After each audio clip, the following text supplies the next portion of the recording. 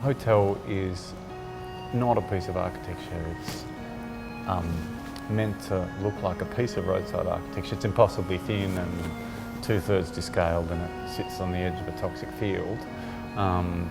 But they're not things that you pick up straight away. So it looks like a Formula One hotel. That's the kind of genre I was going for, I suppose. But clearly it's a folly rather than a piece of architecture. And the first giveaway is the no car park, or that it's just got a sort of gravel down the bottom or something. Yeah, it kind of looks like it has a really cheap one. Yeah. And there's a pond next to it, some sort of reservoir. I don't know what that is, but that's the pool. Mm. And a lot of people want to stay there. A lot of people try and stop, and to this day, and I love that.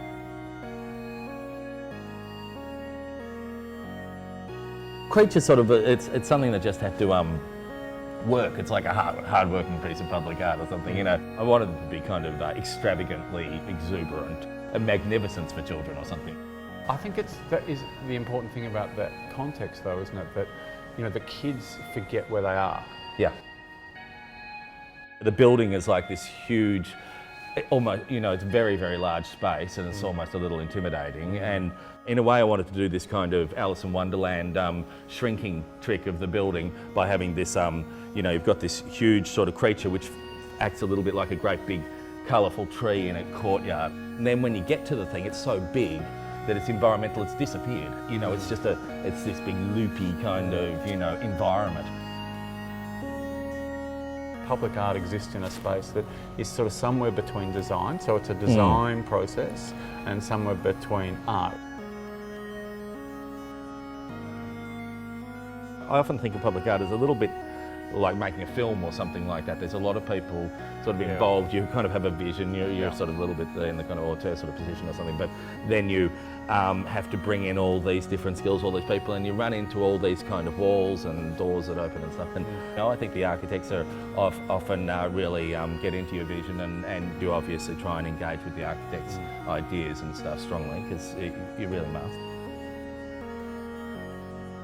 Then you've got the other side of the building kind of thing, which is obviously the builder.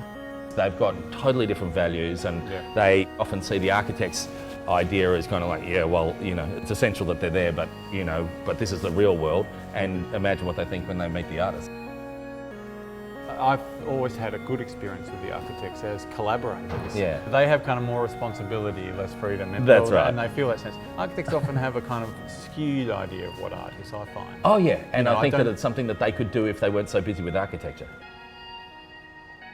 I think there is a different model that requires a kind of almost transdisciplinary approach where there's all these forces at the table from the beginning and really conceptually examining what it is and what it can be. But you're not becoming one of the architects or something. You're not some specialist member of the team or something like that. Yeah. You have to be a little bit throwing grenades from the edge, I think, and stuff, because and you've got to say, well, I'm prepared to stand my ground on this artistically and stuff, where the architects in some ways will always say that about their buildings, but the architecture really is so much about compromising.